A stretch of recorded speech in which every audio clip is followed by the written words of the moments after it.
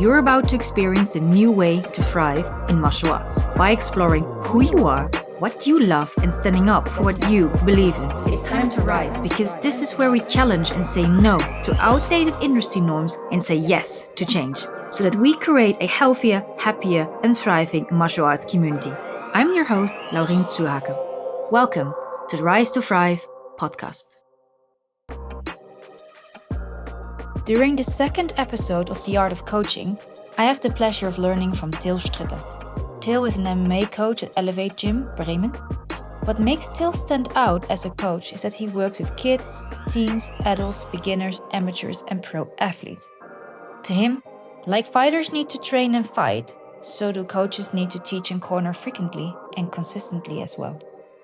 In this conversation, we will dive into which parts of striking training Til believes are often neglected and overlooked, and shares his view on how effective training should look like from a COA perspective. This episode is great for coaches that are both new and deeper versed in using contemporary approaches of skill acquisition. Welcome, Til. I'm so happy to have you here because when it comes to COA and striking, I don't really know anything. We already spoke about specific themes that we want to start with today. Why don't you introduce yourself briefly to our audience? Because I don't think that globally they should know you, but they don't know you yet. So please introduce yourself briefly. Hi, my name is Til Stritter. I'm a coach, mainly for mixed martial arts. I'm also coaching everything else that's part of that. And that's basically what I'm doing for my life. I'm working with professionals, and maybe that's where some people saw me doing what I did, or saw maybe also the results of my work. But basically, I'm working with anyone who is interested in martial arts. I'm having a lot of fun and passion for my kids' classes that we started last year. I'm very much about youth training, teens classes. And I'm also super happy to teach, maybe this is a word I did not want to use anymore because it's not what I'm basically doing, but I'm happy to coach also beginners, help them experience their first steps. I am cornering a lot of amateur beginner fights. I'm basically guiding and helping out every person who's interested and who's about that. So, yeah, that's what I'm doing. I like that you really have from beginners, you have the whole range from beginners to pro athletes. I think that's very exciting. Do you do things differently when you would, for instance, prepare an amateur or an hobbyist for a fight compared to a pro athlete, or do they more or less do the same? Well, in the end, there will probably be differences, but for me, this is not so much categorized for with the pro, I do exactly this, and with the beginner, I do exactly this. I think it's always a bit individual. There's stuff that I will always do, and there's a little bit my structures that I have in mind, how I do stuff and what I look for, what I think is important. But in the end, also, if I'm preparing pros, some people I might treat very different than others, and we will do different stuff. It's depending on what's the fight that's coming up, who's the opponent, what's the overall context, who's the fighter, what's the personality also. Also, what's the engagement? Some people are they want to work with you all day, every second, basically, and some people are very autonomous. And this is also something that's totally fine. And then, yeah, it can be very different. And I think that's also the same with beginners. Of course, what we have to consider is if somebody's taking the first steps, the people don't have so much experience. You cannot expect that the people are thinking ahead of everything that they probably don't even know. And probably you really have to guide them more. With beginners, I try more to really be close to them and also give them a lot more emotional support if it's needed. But this is also something that I think I have to feel in the moment, if it's needed or not, or depending on what connection I have with the person, I guess. Yeah. Yeah. So train the person in front of you. I love that very much. So we're here to talk about striking and COA and competition. So, what do you feel is still missing when it comes to striking and COA, or which myths do you feel are still persistent? You mean myths about CLA, or how do you mean the question? Or what do you I mean? What is mean, missing in the striking world? so I've been like talking a bit with Scott and Adam Singer, and I will have them on a later time also. And they said that they feel that striking and MMA is behind grappling when it comes to implementing COA. Do you see similar things, or? Sure, sure, I would agree to that. Yes. Okay, Yes. that's why I wanted to clarify the questions where we are going now. For sure, for sure. Um, I think all kinds of MMA gyms know that they need to spar if they want to compete. So far they will always have some sort of live work, of course. Um, but when it comes to practice design, or how are we actually practicing training, then I think people are very much in the mindset of doing drills. And I don't know if they also like the word sometimes very much. So it's calling a practice a drill. And then it's very much often, I guess, things where people still think in combination punching. Yeah. And I don't know if that's only about MMA striking or striking in general. I think that it is very, very common in striking that people still only think offense.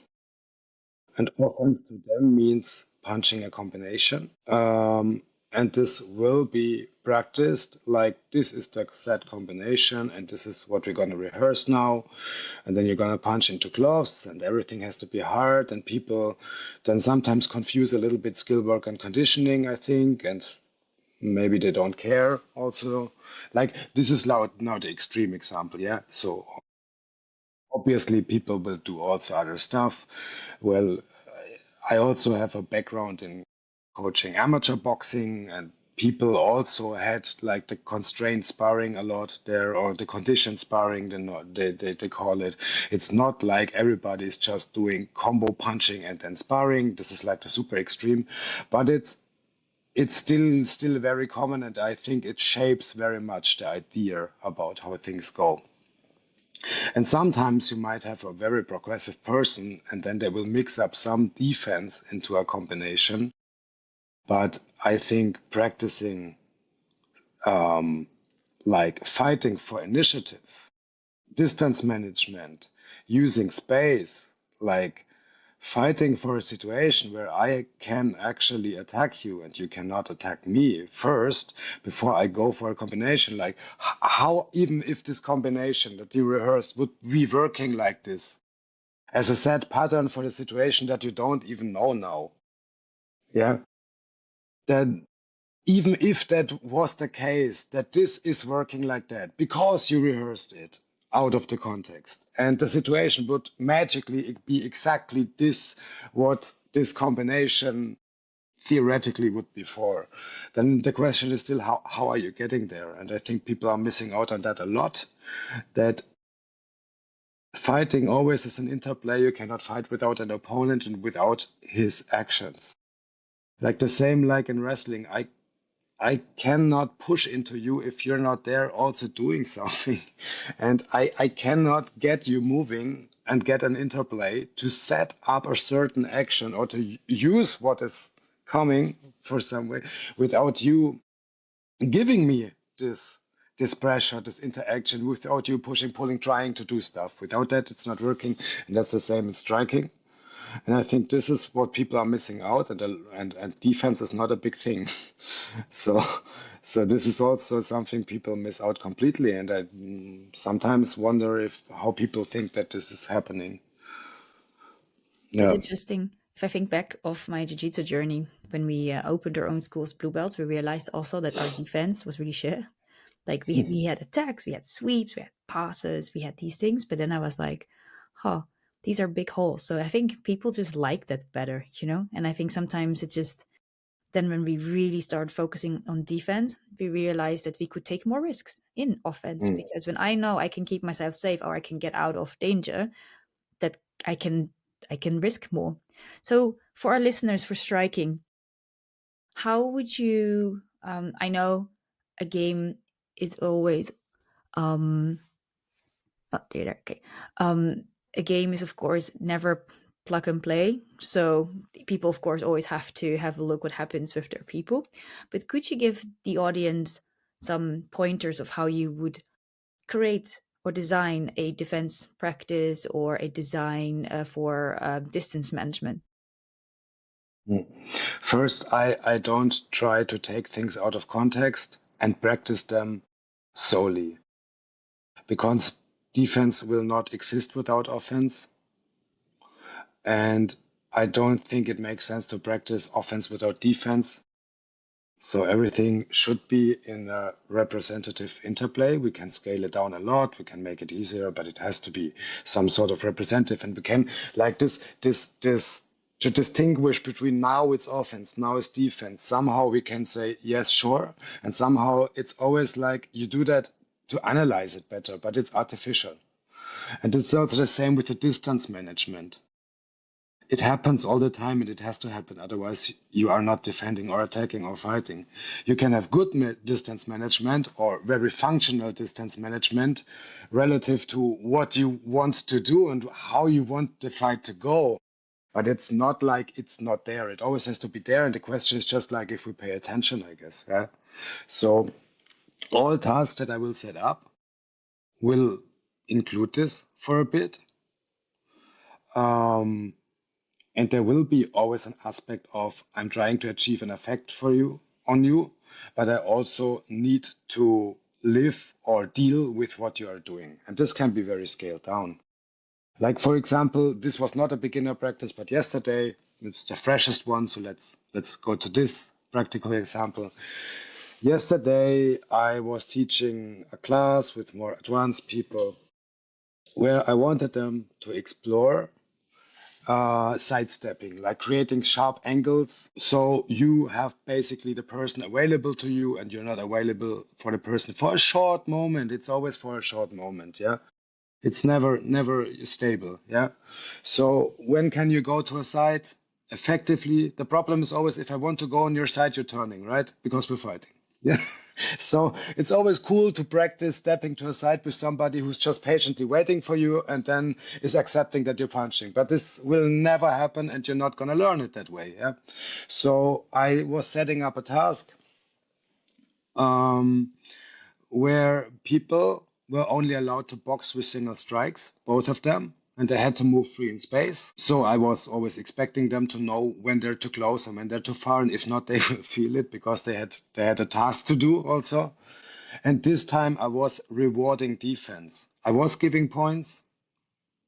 Um, I was giving points for this. I'm not always so big about the point thing because you had the recent debate on a podcast, but I do this every once in a while that you have to achieve a certain thing at a certain time. Um, and then you're only allowed to go to the next step a little bit like that. I like that a lot, and then it's easier for the people to see like, okay, I have to do this so often, I get points. And this time I was not rewarding hits, like you hit somebody clean. I was rewarding a catch, like a block or a parry. So if there's a punch coming at you and you are really blocking it with your hand or parrying it, then this is a point. So, and then people first, I rewarded defense. And I don't need to reward somebody for landing a punch in the face or in the body because that's rewarding enough for them because people like to be successful with a strike. I don't have to say, no, fine, you punch him. They're like, yes, I punch him because they want to hit someone successful because that's one of the main goals of the sport. Yeah. So first this, and then I set the condition at you have to count at least 3 points. You don't have to do it after the third one, but at least you need to have three. You can also have 5, 4, whatever, and then you're allowed to look for a step to the side and hit a combination. Only if you step to the side, you're allowed to hit a combination. Before, no combination allowed. And this combination can also be a kick at whatever you want to do and what is there for you.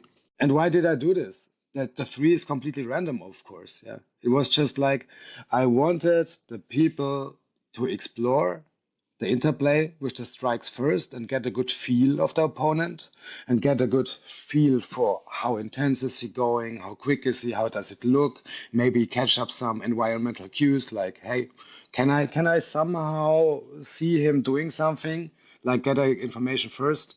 And evading a punch is super hard, like slipping or going to a side, if you never felt it before.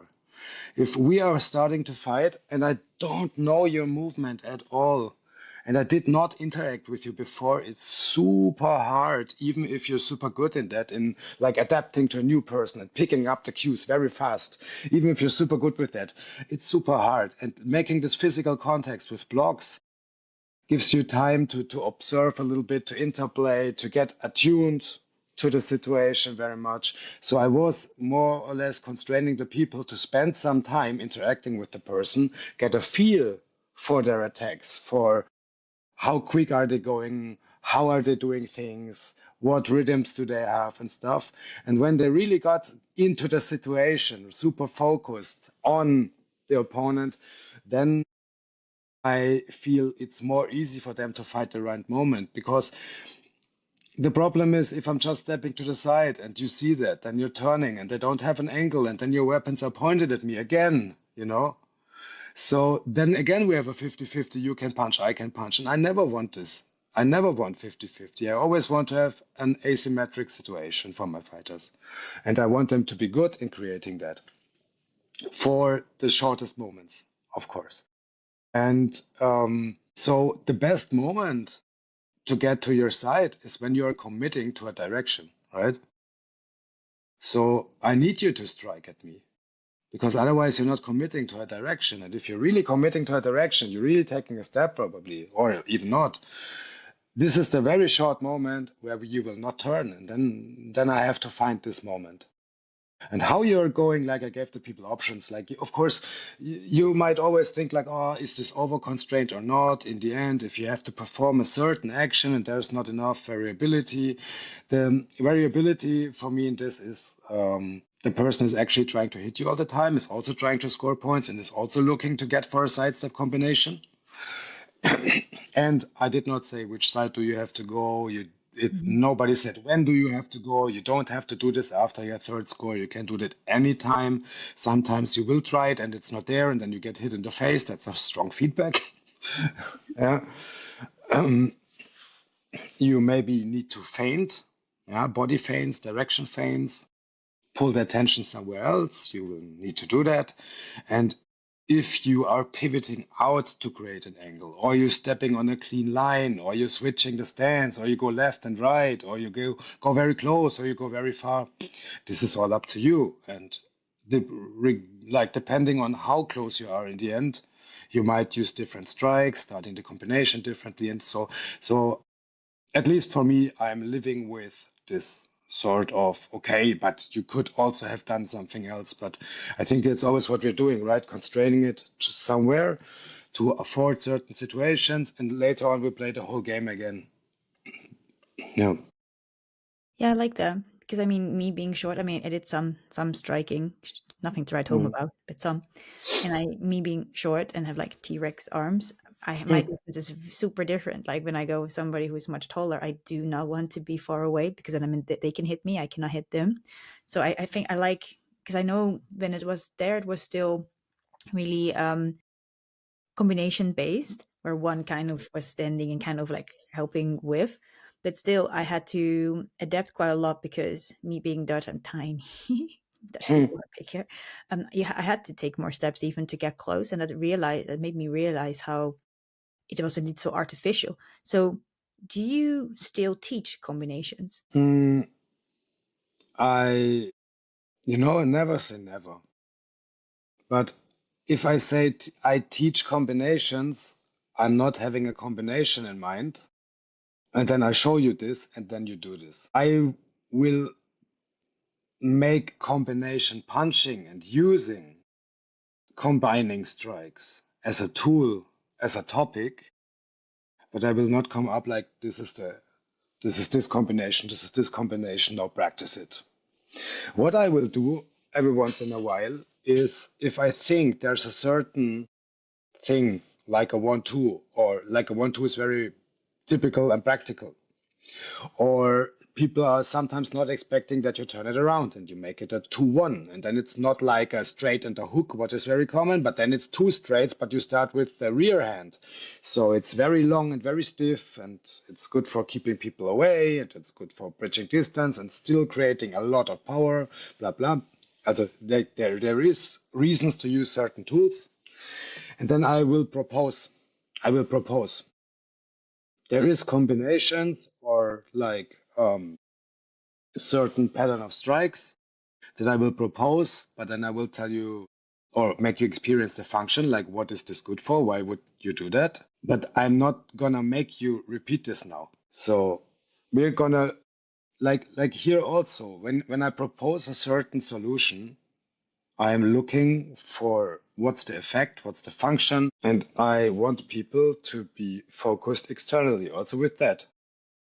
And then I propose it, and then I don't want them to just copy the movement. I want them to look for what is it good for.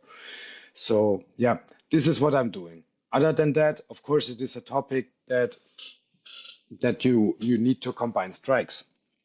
But then I will set up tasks like, okay, like combine this also with other things, not only like just do a combination. No, like you have an interplay with a partner who's also trying to fight you.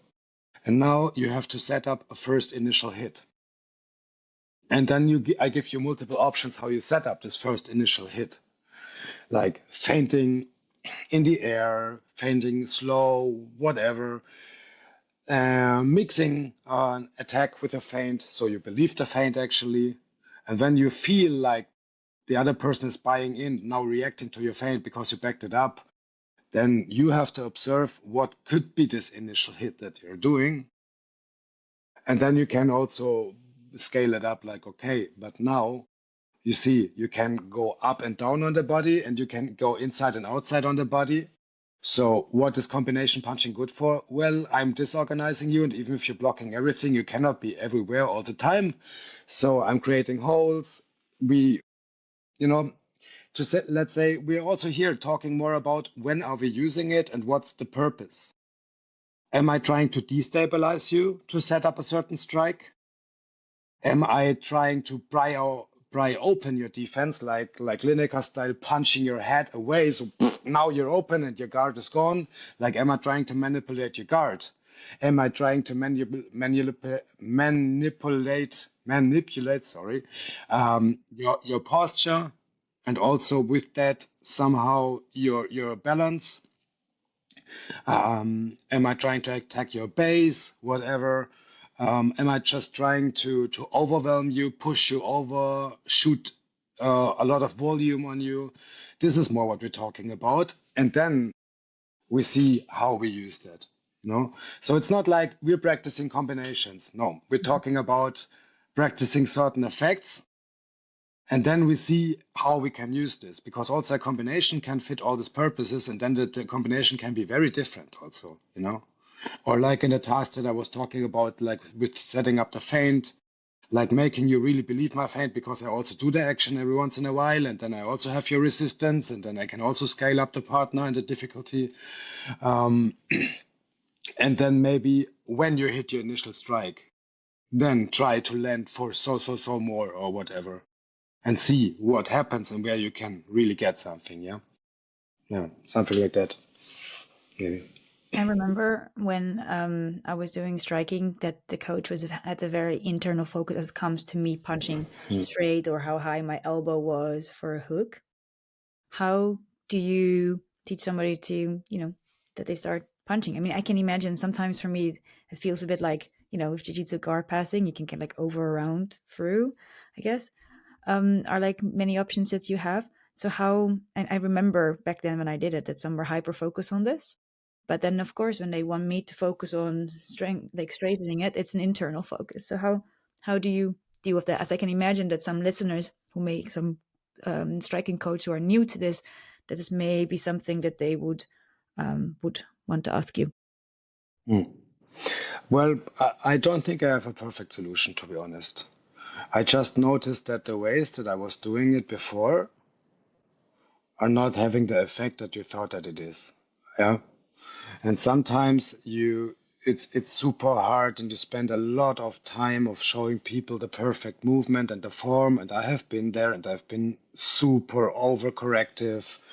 And I think people perceived me as a very knowledgeable coach, but very precise and very much on details and whatever. And I'm not doing this anymore. Also here, I start beginners off with live tasks. I'm just restricting head contact, and I accept that it looks a little bit off sometimes, and it doesn't look perfect. But the thing is, they are having fun, and from the first moment on, they understand what the action should achieve. It's also like a little side note. It's often a thing like, are we doing light sparring or hard sparring? And then sometimes start hard sparring, and then they throw out everything out of the window that they could possibly do, and only try to be as crazy as possible. And it looks like shit, and they don't play the game anymore. It's just kill or be killed. And then people in the opposite sometimes think, now we do light sparring, and then they will practice slow motion movements where you feel like, what is this now, right? And then stuff like kicks, and then they kick, and then they will stand in the air, and the other person is gonna accept it, and then you're like, you're just being nice with each other, and that's all cool, but you're not practicing shit at the moment. So that's so you have people. Why am I telling this? People have to understand from the very first second that the only thing that counts is the effect this action has.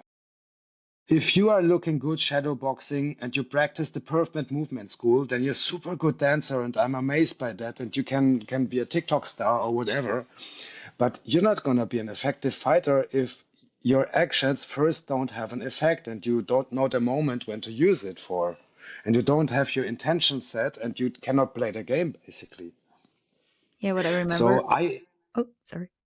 Just on yes, this please, point, please. what I remembered indeed was that when I was learning combinations, like the old school way, that at one point the coach said to me, Lorraine, there you need to bring a pause in, because you have to also give your partner, opponent, if I would be like, in real fighting, give them the opportunity to respond. Otherwise, you would be too fast, which I found very weird, because I was like, yeah, but how do I know? What is a pause? How long is a pause?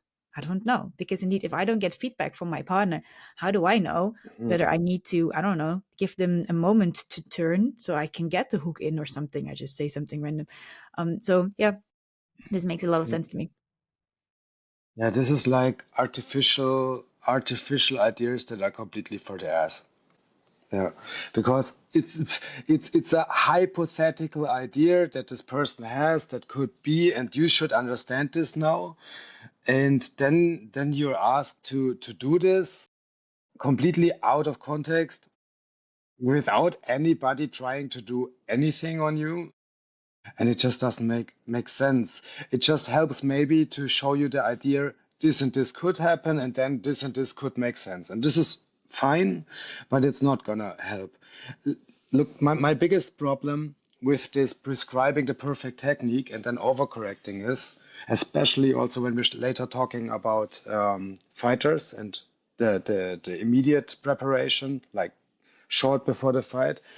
If I tell you there's a right, and I'm super strict with that, then there's also a lot of wrong. And if I want to make you confident and capable, you need to experience that your action is successful. And if I'm always telling you, even if it's already good, and I'm basically only on you and tell you this is not good enough, but it has to be like this. And then I tell you, yes, but this and this could happen. And then da da da da da. And then this and this and this. Then I will make you very small. And I take you away from the environment, from the life situation that you're actually practicing for.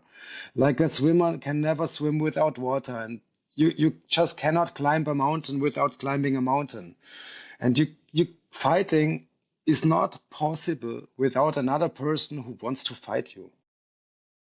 And I take you out of this, and I take all your attention super internally, and I bring you in a deficit mode.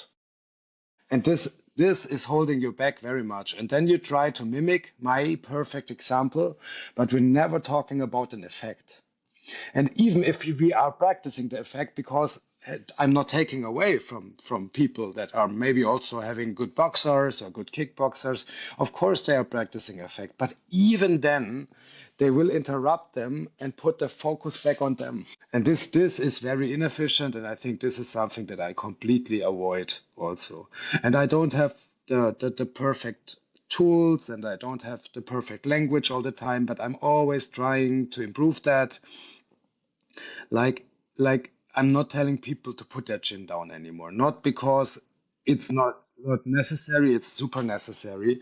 But if you are sparring and there's somebody honestly trying to hit you all the time, and I tell you put your chin down, then you think only about this and your attention is only here, only here. And I take you out of the situation that's live, and there's punches coming and somebody's actually trying to hit you. And so something is dangerous like this. It happened to me myself when I was sparring with a person, and for I was already shooting my kick, and this person was dropping the hands and turning away, and I don't know why. This person was distracted, or the person was expecting that if she's turning away, the thing starts. But my kick was already on the way, and she looked straight into the kick, and this was shit. And something like this can always happen in a sparring for multiple reasons. But I don't want to be the person interrupting. And yeah, so you can always talk about the responsibility that each person has, and why you should not just get out of the situation without making clear that here's a stop now. uh, in a life situation, but I don't want to be the person taking my athlete mentally out of it. So instead of that, I try to tell them like put your head to your forehead to your opponent. Mm-hmm. Yeah, it's not a perfect solution, but for me this is a difference. Yeah. This forehead to the opponent. Yeah. We are talking about the opponent. I'm not telling you your hands just randomly up because they're up. Now what? Doesn't have a function. Yes, yes, I get it. We always say people should put their hands up because this is it's kind of a position that gets me ready to fire without showing too much. And it's a position that helps me to have my hands in the area where I need it to use them defensively. But I still have to use them. It's not just they're putting them up.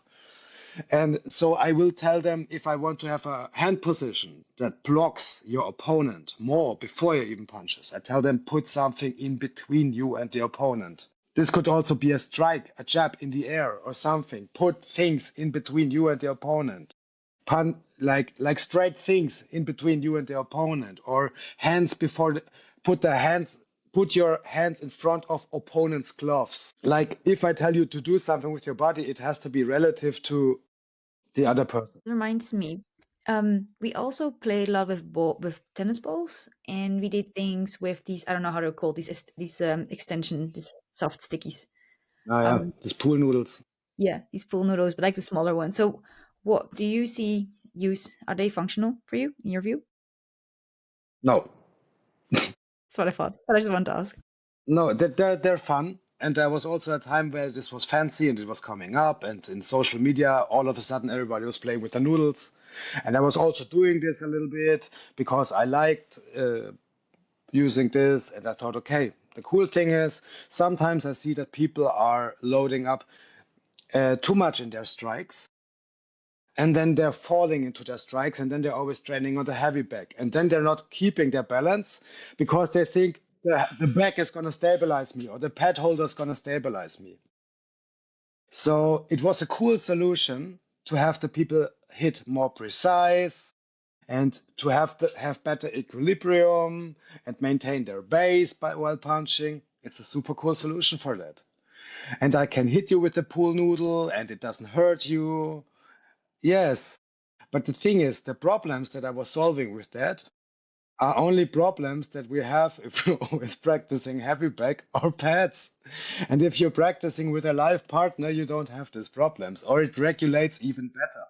So it was a good solution for what I thought we have to solve at this time for me, but it's solving problems that go away if you're practicing with live partner. Do you know? There's 2 times a week I'm using pool noodles in the kids class in the warm up game because we're playing a tag game. The kid that's playing tag like is getting a pool noodle and is allowed to hit the others with it. And if you're hit, then you're caught. This is just because I don't want to throw them belts and whip each other. And there we use it, and then we play this game like. And when you get caught, then you have to wait, and then somebody has to perform something on you to free you. Yeah, with the kids, I just want to experience them a lot of different movements. Yeah, So yeah, because they will try to, dodge them and all that. So I can see. yeah, or it's like you're caught and then you're frozen, but you have to put your hands out, and then somebody has to jump with a knee to your hands, and then they practice jumping and kneeing. And Yeah, yeah, for them, sometimes I give them a move, but just because I want to have them experience as much as possible. Yeah, and then the person does this, and then you can go. And if the person with the noodle tries to hit you and do a forward roll, then the person like out of the sprint, then the person has to go away. And we play stuff like that with the small kids. And there I use noodles, but other than that, no.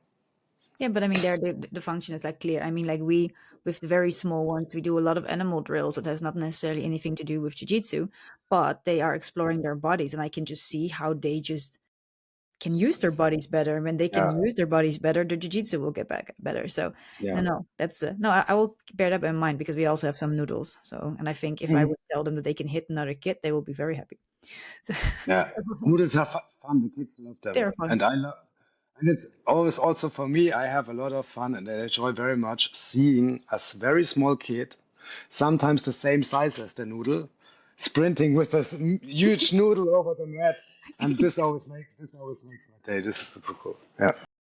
It is true. Yeah, we had once we did a Nerf gun battle, just like for fun. We organized it, and they could build their hideouts. We had two teams, but then he had the smallest kid. He had this semi-automatic, was like longer than he was. So he had this cord, but if he was wearing it with the cord, basically, then that thing he had to hold it because it was just too long. And I just died of laughter because I was like, "Oh my god, this is so funny!" The smallest with the biggest gun.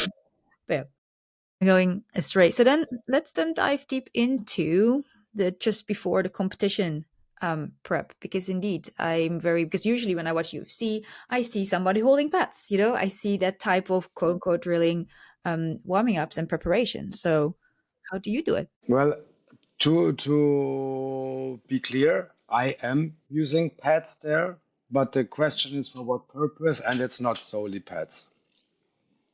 So the pads are not the preparation for the fight. Pads are used to get you quick and explosive and to prime your nervous system to the punching power that I want you to have in the fight. And to get your heart rate up in a way that I cannot do with you live. Because, like, especially with the punching power, I don't want to have a heavy puncher like Jamie Cordero going full blast on my head. I would not survive this, and then I think I would not be a good help for him later then. So, therefore, we need the pads, and the pads are good. Also, the pads are good for one-on-one situations, making connections, sometimes also exploring ideas, like for like the same way that you in jiu-jitsu also you can go through movements and explore, yeah, like Joseph Jenkow did the embodied brainstorm, and I like this idea very much. You can do that, and as a coach you can use pads for one-on-one things to explore options or to show ideas or whatever in a one-on-one setting, and this is all fine, and it makes connection and it gives a lot of motivation, and this is also something that we need before the fight. I need my athlete to be as confident as he can be in his abilities. And the thing why people love pads so much, also in classes, is you can go full blast and it does not have consequences. And people go for their first jiu-jitsu class and they feel like, oh my God, I cannot do shit. This Yeah. was so hard. Everybody's beating me up. Yeah, I guess very humbling experience.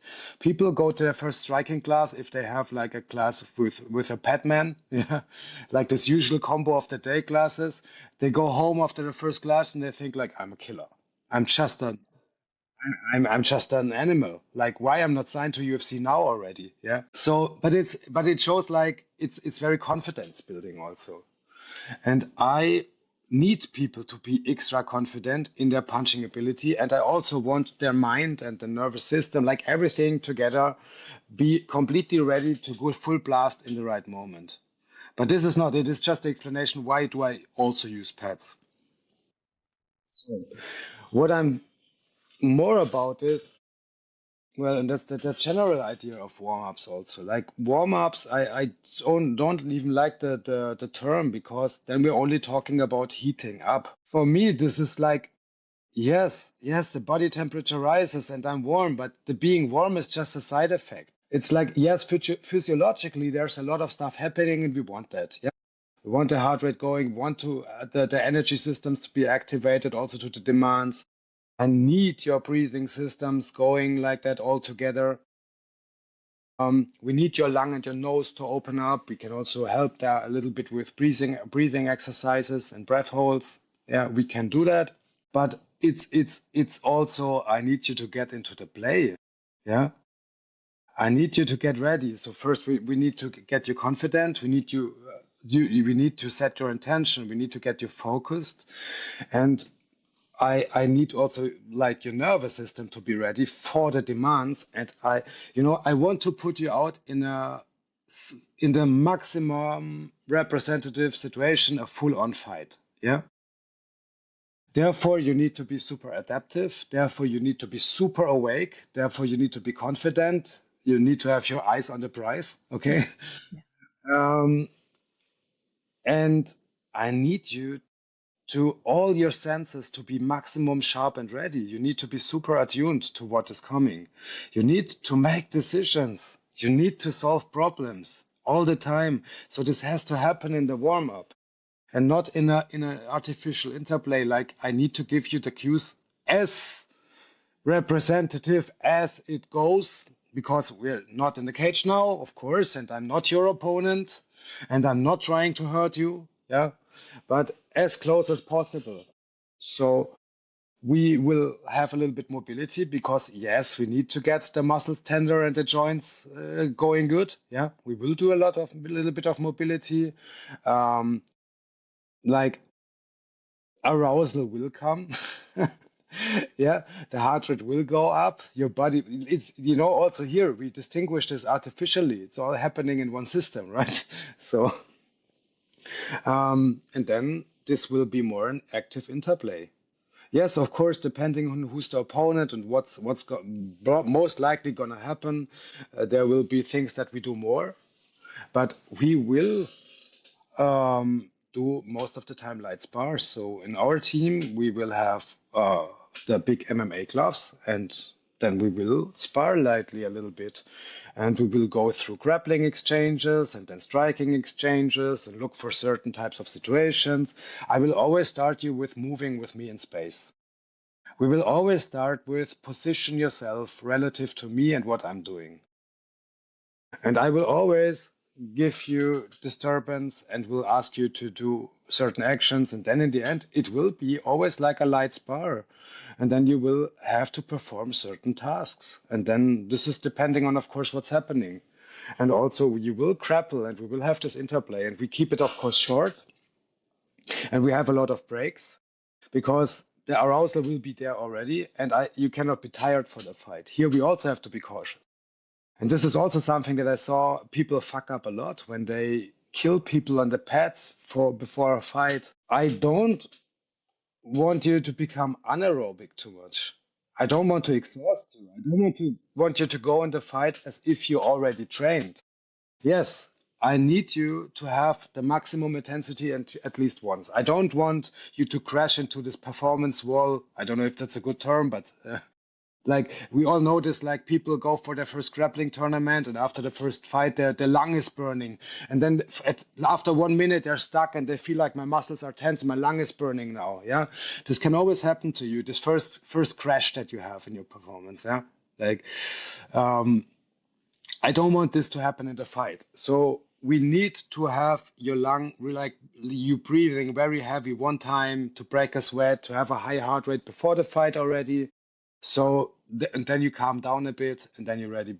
But this cannot be too much. I don't want you to be in to build a lot of lactate. Yeah. Mhm. So and I don't want you to feel exhausted before the fight. I want you to be like, yes, now I go. Okay. And however, we need to get you ready in the cage, physically and mentally prepared as good as it can be. And therefore, you need to be quick, and therefore, you also need to be explosive, and therefore, you need to be in the game. You want to play a game. I cannot put you into artificial movements like zero context, and then I throw you in with an opponent. That's maybe the biggest challenge of your life. What is the time frame we're talking about doing all this roundabout? Yeah, depends a little bit. Some also here, some athletes like to have a lot of time for this. Some athletes hate it. And we also have to find a compromise that the demands that we're talking about are actually met, and we feel the person is really ready. Also, even in the most professional organizations, it can they will give you a time when you have the walkout time or the fight time, but it can always happen that it's later or three people got KO'd, now go. So Mhm. we always have to monitor the event. And I'm always checking, like, if it's 3 fights before your fight, you have to get ready, dressed. So, because what we never want is the athlete is not ready, the athlete is still like getting there, and then people are, now you have to go, run. Mhm. And then we're stressed and then we're chaotic, and this is a silly mood to start the fight. Yeah. So, round about 1 hour before I think the fight is going, I tell them, like, organize your stuff. Like usually hand wraps are done before, so we're not getting into time trouble, but we're not warming up for 1 hour. I tell them just like, hey, go to toilet, get your stuff ready, put on all your gear, let's prepare everything, like the towel, the mouth guard, the bucket, everything that we need. We prepare everything, and then slowly take time to mobilize. And some athletes are like, I mobilize myself, and some are like, I cannot do anything now. You have to show me everything because already tensed, yeah, because of the nervousness. Then we take time and then we mobilize together. And yeah, so I think for the warm up in the end, it's not more than 30 minutes. And this is not 30 minutes working, it's also taking breaks and stuff. Sometimes it's less, sometimes it's more, sometimes it's less, even though you wanted to have more, because then there's the official standing and telling you now we need to get ready. Sometimes you think you timed everything perfectly, like in last octagon, and then we were standing there for another 20 minutes, and then you also have to keep up the mood. You have to give him breaks. You have to maintain rhythm. You have to sometimes pitch him up again, and then when I know now it's like 10 minutes and then we're going, or it's the last round of the fight before, this is the time where I purposely up your heart rate to the maximum and really push you a little bit. And most of the time, it's only having you do some explosive punches, not punching for volume, but punching maximum effort. And this usually is enough. And then, yeah, then it's time. Then it's time. And what about after the fight? How do we calm After them the down? fight, Yep. Because I mean, depending also how much hits, how much damage they took, and all that stuff, you may go to hospital. But like, yeah, how is there a protocol or something that you do? not really, to be fair. Um, my old coach and maybe the coach that I learned the most from and still a huge inspiration, Arthur Allerborn, he had this sometimes with young boxers. They came out of the ring, and regardless what they wanted to do, he made them skip rope for 10 minutes slowly, like as a cool down. I like now you go skip rope like in a steady pace, Oh and my then you god. can do whatever. So I don't know, like with me, he never did this, but I saw him do this with some of the kids that were actually good fighters already. Um, and I get the idea, but usually that's not realistic because, we come here to the point all the athletes are autonomous individuals. And this goes through coaching classes and guiding them through their life and their fights. And I give advice and I give structure, but I can never make you do a certain thing. So after the fight, people are usually, if they won or lost, yes, we care for each other. We celebrate together, or we are there for you. You need space, we give you space. So I cannot know what's happening on this level. But we show people that they're not alone. We always say we win together, we lose together. Okay. So, and I as a coach, if you win, this is your achievement alone.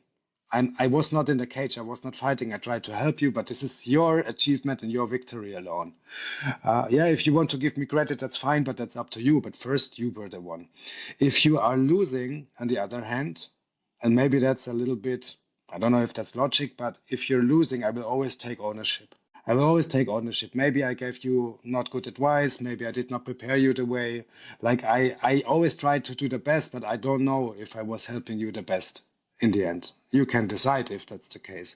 So I will always take ownership and also tell you that whatever happened there, I'm not putting this on you alone. Never.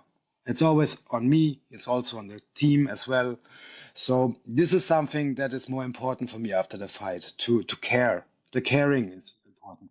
And I don't have a routine like now you do this or do this. This is just a person deciding on their own. If they're probably completely freaking out and we feel like, okay, this is not going to go well here, then we maybe have to restrict them. We also had a lot of incidents where people emotionally after fight uh, did stuff that I did not want them to do. Like we didn't have this often, but also this can happen.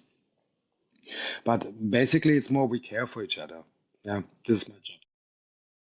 I like that. I think indeed that community and team spirit is often not enough talked about. Like we were last week at Grappling Industries Mm. in Nuremberg, and we had just also like people coming with that were not competing, but they were just there, and it made it for everybody such a much better and less stressful experience. Like we had, for some reason, some got a bit messed up, so some of our fighters they had to do gi and no gi at the same time on different mats. So at least I had people I could just send over and be like, please tell the ref that we are coming, but he's fighting right now. And I found the team spirit that then also the fighters, they relaxed because they knew somebody took care of them.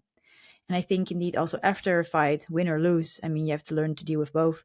I think indeed that is just so important. So I really like that perspective. So what else do you think is something that, or especially people in striking, maybe should think about or reconsider regarding their approach to preparing their competitors, their fighters, or training in general? Both. I think we had this short conversation with voice messages where I thought like how people are preparing people for fights, like the preparation in the gym, but also the preparation in the locker room short before, but as well the training and the training culture. For me, the core issue comes down to this idea of there's a certain set of patterns that we have to practice or movements that we have to practice, and then we have to repeat it, and then it's just installed as a memory, and then it just comes out. And the problem here is not only, that's why I'm bringing this up, it's not like I'm trying to talk about these topics just as a theory, because I think there's other people doing this a lot better. The problem here is a practical one for me, with a lot of consequences, not only on the skill work, but also on the training culture and also on the performance in the end. The problem here is, like I said before, if I tell you there's a right, there's always a wrong. Yeah. So I'm taking you a lot away from solving problems, from being confident, and from being creative and being very adaptive. This first is a problem for the skill. But why do I bring this up now? If we are training like this, then everything is just rehearsing patterns in the end, and we don't play the game. Mhm. And then you have classes where people are always mixing up then this as a workout more or less. And I get it, it's fun to them. If you want to do this, it's fine, it's good, but it's not really making you very, very capable of being a good fighter. So what happens then is people will punch all the time and maximum effort into gloves, and not they will not be good in defending, and they're also not punching where they need to punch, so they're not really good players in the end. And they always try to do everything as hard as they can. And then you say, so have a sip of water, put a mouth guard in, spar. And then you can imagine how the sparring will go. If all that you did before is punch, and zero interplay and zero defense, and you're not even aiming for the real targets. So this gets chaotic and that gets wild. And people did not do anything before that prepares them for this. Then some people will be super anxious, and then it's getting even worse, and then it can be even traumatic, I think. Yeah. You have people that are not coming back. You have people that are freezing, actually. Yeah. Yeah. It happens. Or people, you also don't know where this is coming from and from which past experience. People get absolutely reckless. And this can be a lack of empathy because, hey, we've been punching all the time. Well, what's the issue now, right? I was punching the whole class full blast. So what's the point now? And then they miss like, hey, but this is not a heavyweight now, and this is not punching gloves, and this is not a bad, it's a real person, right? And if you hit the person on the head like this can have a major damage. Like this is very dangerous. It's bad for you, yeah. So it can be this, or I think this unpredictable high stress situation, and you have zero ability to deal with this. This also leads to people to freak out completely. Some people try just to save their lives, and then you have this people that cannot remember what happened in the round, you know. And sometimes you have people that just like this type of training, and then they feel like now I'm the strongest in their group, and kill or be killed. If you're going, then you're going. If you survive, then you're strong. But this fucks up culture so much, and this hinders people from exploring the sport. I think you're losing a lot of people that could have been probably very good fighters because it's not for them. The dropout is super high, the risk is super high, and you're not really learning the game very much. It's always like you're facing the same problems and you're not figuring out solutions because it's too crazy and too hard. There's zero scaling as well. You could say, but you can develop a lot in sparring. Yes, some people do it, but most don't if you just go like this. Most don't even continue to practice like this. And those that stay, they have a certain vibe, and maybe that's not the vibe that you want. Yeah, but also indeed, if you would want to explore, you can't, because when they Mm. swing at you like crazy, you don't have the space to do it. Like we had Yeah. once one fighter, youth, and got let herself kind of be hit as the way to get forward. And I said to her like, yeah, but this is not healthy for you. Like we need to just change that. And she's like, oh no, I'm used from that from at home, so it's fine. And I was like, well, okay, we need to. I was like, okay, we need to unwrap this. So Yeah. yeah, as you say, sometimes things come up, when strikes and things are involved. People can respond in so many different ways. And I think Hmm. it's therefore really important that also some people freeze, some people choose fight, they really get aggressive, but others are like, oh, well, this is like where I feel familiar. That's one I had not heard before, where I was like, Hmm. okay. But in the end, we did get her, at least my husband, like with need for games to just be a bit more mindful of her head. Because indeed, as you say, I know there are also other places. Once also somebody came to us because at the different striking school, after the first trial class, he was covered in bruises everywhere. Bruises. And on the one hand, it made him feel kind of cool and manly because he went through it. But yeah, he was like, I mean, do you need some time to recover? And then decided, well, let's do grappling. Maybe that's less harsh for the body. Yeah. Horrible. Just horrible. Because, in this game of striking, It's we want to score strikes with whatever the rule set allows. Yeah. And we want to achieve an effect and we want to inflict damage in some sort, but not in practice. The same like the purpose of our submission usually is to choke you unconscious or to make something break. But we're not trying to break arms in practice, and we're not trying to rip away knees in practice. And I'm not purposely trying to make you unconscious in practice. Yeah, and if somebody should be like that, then this is actually the person that we don't want to have on the mat. And this is the same in striking. And yes, it's okay. You have to deal with certain things. And you have to, if you really want to fight, get comfortable with a certain pressure. And you also have to learn to recover from strong hits. But we cannot be bruised like this. And we cannot lose our brain and our, in boxing, you would say, lose your chin in the gym. Yeah. Like, because people out of experience, without knowledge of neuroscience, people figured out over a long time that if people get knocked out too often, it gets faster. Yeah. So that's what they call losing the chin, right? So if you've been KO'd the first time, yes. But if this happens again and again and again, you have like a button on your chin, right?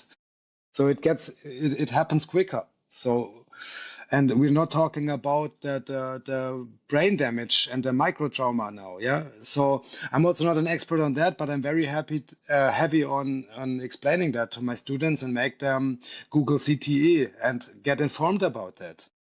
Because also here the problem is not even if you're fighting super hard one time a month, this is not the problem. The problem is not this, even if it's full blast MMA fight and it gets wild and it's a dog fight.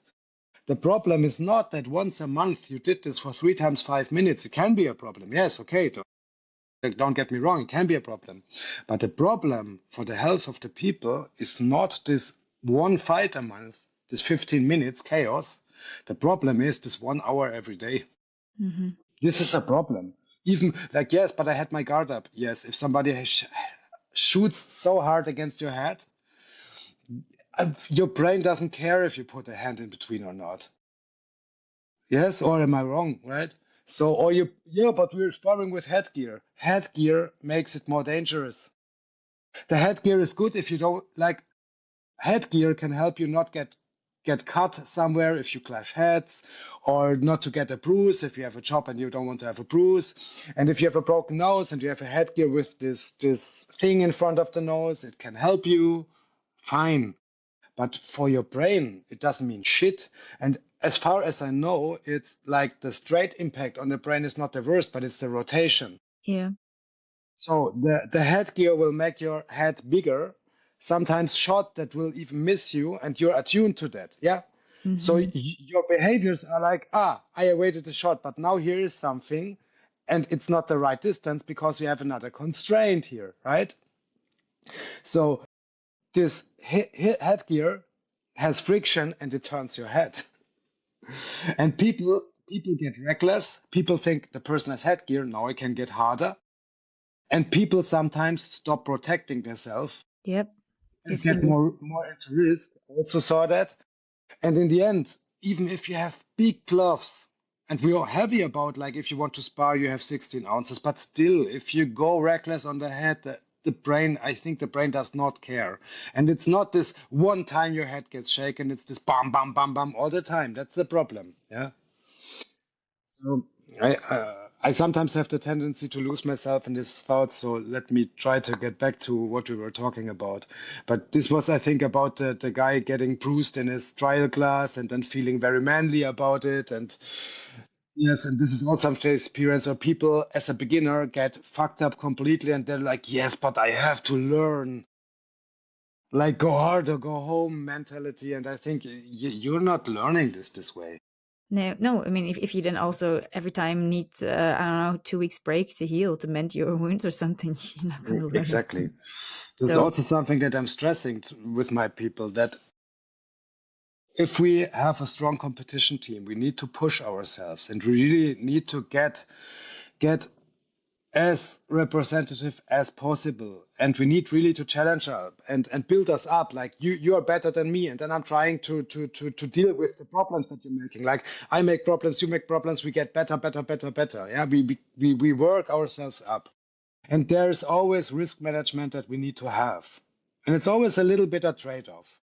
But therefore, we need to have strong culture, and we need to be very like careful and fair with each other. Otherwise, we cannot. We need a lot of trust. And the other thing is people need to understand like how much risk can I go? How important is the success of one action relative to the health of my partner or someone else in the room? If training is the reason you're missing more training, or you're even missing the fight, then we're all missing the point. Then all our high standards and high goals are not going to happen. If you think as an amateur now, you want to first turn pro, then you want to be one of the best in Germany, and then you want to be one of the best in the world. If that's your goals, I'm fine. I'm totally in boat with that. Yeah.